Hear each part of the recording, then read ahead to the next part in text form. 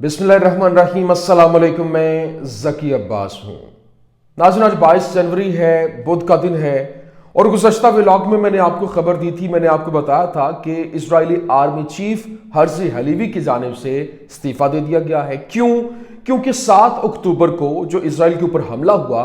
जिसमें उनकी बड़ी तादाद में शहरी कैदी बन गए, यरगमाली बना लिया गया, जिसके बाद 1 साल और 3 महीने तक जंग चलती रही। उसके बाद अब जाके वो जो यरगमाली कैद हुए थे, जिनको फलस्तीनी मज़ाहमत की जानिब से कैद किया गया था, उनको दोबारा से छुड़वाने के लिए इसराइल को डील करना पड़ी, जिसके बाद वहां पर वाबला है कि इसराइल जो ये जंग है वो हार चुका है। क्यों? क्योंकि वो हमास को खत्म करना चाहता था और हमास के खात्मे के साथ साथ इस जंग को इख्तिताम पसीर करना चाहता था। लेकिन यहां पर अपने कैदियों को छुड़वाने के लिए उसको डील के ऊपर आना पड़ा। फिर ट्रंप की जानिब से प्रेशर आया। लेकिन अब जनाबे वाला ये सारे का सारा मलबा जो है वो इजरायली आर्मी चीफ के ऊपर डाला गया कि उनकी जानिब से सिक्योरिटी प्रोवाइड करने में नाकामी की वजह से ये इतना बड़ा सानेहा जो है वो इनको फेस करना पड़ा। वहां पर इतनी बड़ी जबरदस्त किस्म की हजीमत उठाना पड़ी, जिसकी वजह से इजरायली आर्मी चीफ ने रात का इस्तीफा दे दिया। लेकिन अब एक और बड़ी खबर जो है वो सामने आ गई है कि इजरायली आर्मी चीफ के इस्तीफे के बाद अब मजीद जर्नैलों के इस्तीफे आना शुरू हो गए हैं, और सारे का सारा वही एक पूरे का पूरा नैरेटिव जो है वो दिखाई दे रहा है कि ये जंग जो है उसमें जंग छिड़ने की वजह और फिर 7 अक्टूबर के वाक़े में नाकामी, मतलब सिक्योरिटी प्रोवाइड करने में नाकामी की वजह से उनकी जानिब से अपने इस्तीफे जो है वो टेबल पर रखे जा रहे हैं। क्यों? इसके पीछे क्या गेम है और क्या उनसे जबरदस्ती ये इस्तीफे लिए जा रहे हैं, ये बड़ी अहम स्टोरी है, ये आपके सामने रखना है। और फिर ये जो गुज़श्ता रोज से एक नई वेव चली है, जिस तरह से मैंने पिछले व्लॉग में आपको बताया था कि एक बार फिर से गजा के साथ जो है वो धोखे की कहानी सामने आई है और दोबारा से हमले शुरू हो गए। क्यों? क्योंकि एक तरफ जो है वो डील चल रही है, एक्सचेंज हो रहे हैं प्रोग्राम, वो जो कैदी हैं उन कैदियों का तबादला हो रहा है। लेकिन दूसरी जानिब गजा से हट के अब जो वेस्ट बैंक है वहां पर हमले शुरू हो चुके हैं, जैनिन के अंदर मुख्तलिफ इलाकों में। अब वहां पर जिस तरह से कल तकरीबन 107 जो शहरी हैं उनको निशाना बनाया गया, जिसमें मुतअद्दिद शहीद हुए, हलाकतें हुई, और वहां पर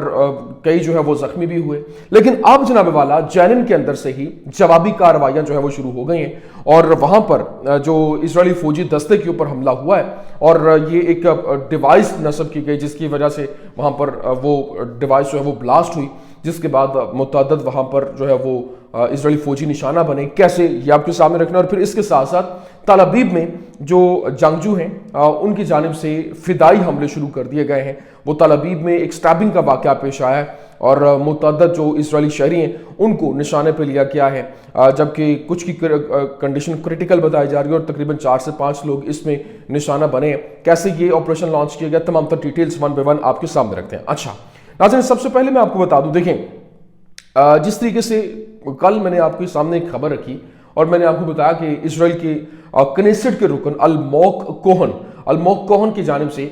तमाम का तमाम मलबा जो है वो अपने फौजी सरबराहान के ऊपर डाला गया था और कहा गया था कि फौज के जो जनरल स्टाफ के तमाम मेंबरान हैं, तमाम अरकान हैं, वो इसके जिम्मेदार हैं। उनको सख्त तनकीद की जद में लाया गया और उन्हें नाकाम करार दिया गया। और फिर उसने जो अल्फाज इस्तेमाल किए वो तो यहाँ पर बोल भी नहीं सकते। उसने कहा कि उन्हें इनके ओहदों से हटाया जाना ज़रूरी है, और ना सिर्फ ये बल्कि उसने कहा कि बरतरफ किया जाना चाहिए और इनकी जगह दूसरे लोगों को लाना चाहिए, और इनके मुताबिक अगर वो रज़ाकाराना तौर पर इस्तीफे नहीं देते तो इनका एहतसाब किया जाए और इन्हें जेल भेजा जाए। एक तो ये उसकी जानिब से कनेसेट के अंदर खड़े होकर स्पीच की गई। लेकिन दूसरी जानिब अभी रात गई ही मैंने आपको खबर दी, मैंने आपको बताया कि जो चीफ ऑफ स्टाफ है हर्जी हलीवी, इजरायली आर्मी चीफ, उसकी जानिब से अपना इस्तीफा दे दिया गया। बाकायदा तौर पर खबर आई कि chief of staff of the Israeli army Herzi हलीवी submits his resignation from his position effective March 6। उसने कहा कि 6 मार्च से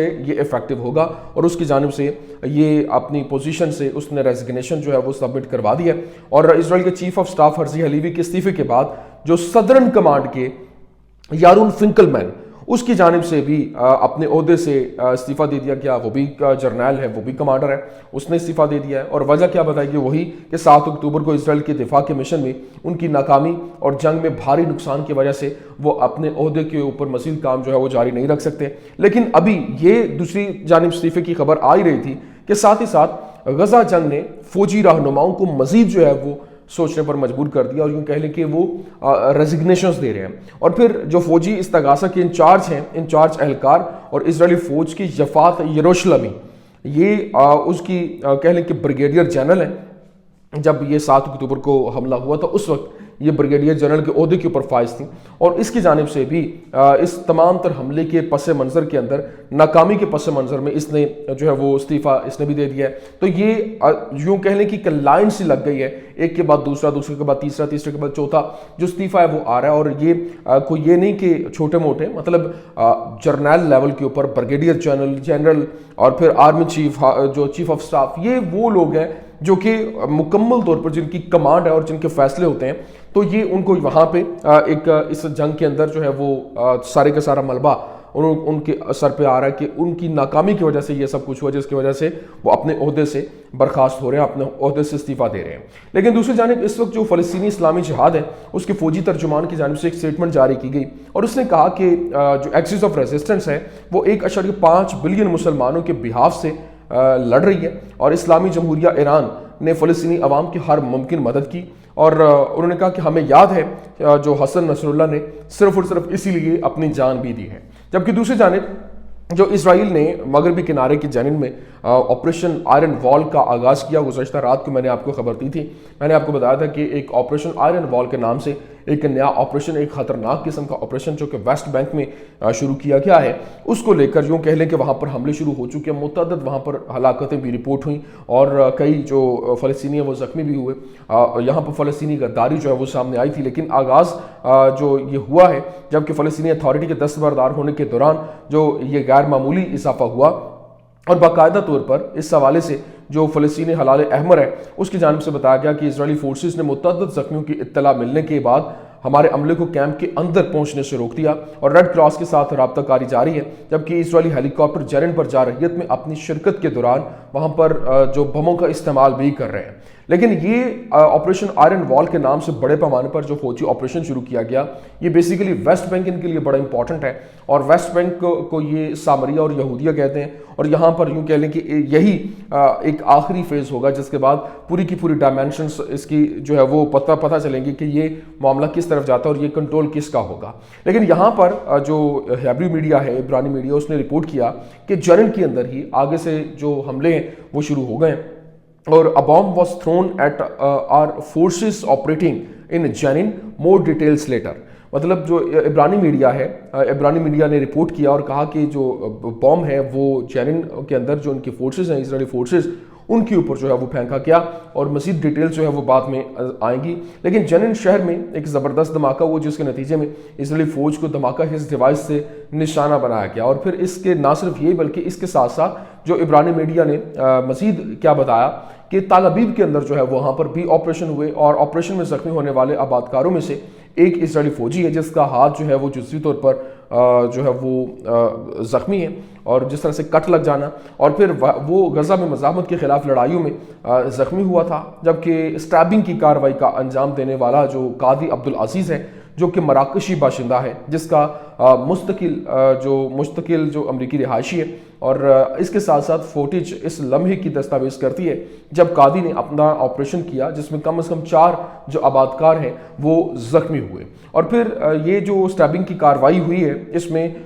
جو اس کا مرتکب مراکشی نیاد قاضی عبدالعزیز ہے جو UCLA, اس نے رپورٹ کیا, اس نے بتایا کہ یہاں پر یہ جو حملہ ہوا ہے اس میں متعدد لوگ زخمی ہوئے ہیں, اور یہ جو مراکشی نیاد امریکی ہے یہ ایک سیاح ہے, اور سیاح کے طور پر یہاں پر انٹر ہوا تھا, اور یہاں پر اس نے یہ کارروائی عمل میں لائی ہے. پھر جب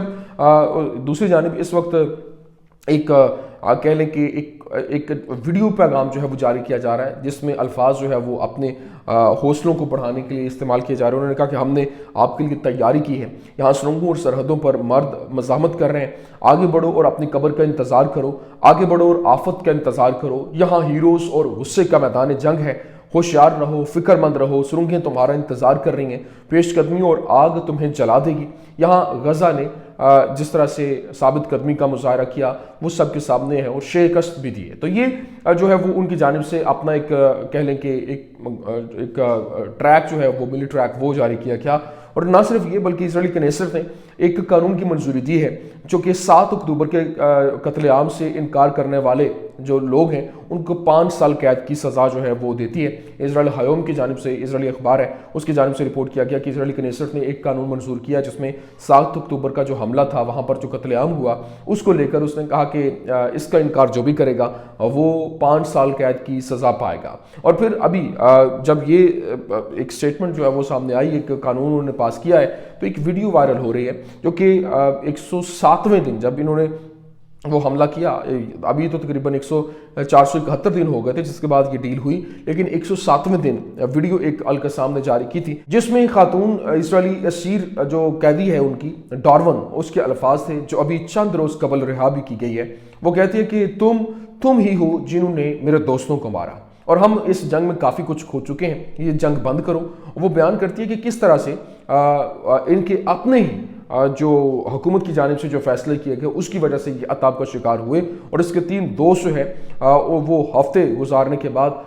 وہ ان کے حملوں کی زد میں آ کر مارے گئے۔ اور یہ بتاتے ہوئے وہ پہلے دن سے خود کو لاوارث اور جھوٹا محسوس کرتی ہے، کیونکہ جس طرح سے وہاں ایک نیریٹو بلڈ کیا گیا اور بتایا گیا کہ یہ کچھ ہوا، وہاں پر یہ کچھ ہوا، جس طرح سے آپ کو بھی معلوم ہے کہ وہ نوا ارمگانی اس نے کہا تھا کہ اس کے ساتھ یہ کچھ ہوا، لیکن جب وہ ریلیز ہو کے اور وہ تعریف کر رہی ہے، وہ کہہ رہی ہے کہ جی مزاحمت نے اس کے ساتھ جو اچھا سلوک کیا۔ تو یہ ابھی بھی جو ویڈیو سامنے آ رہی ہیں وہ ان کے لیے ایک بہت پریشانی کا باعث ہے کہ وہ جو خواتین ریلیز ہوئیں ان کی ویڈیو پبلک کرنا جو ہے وہ اس کے اوپر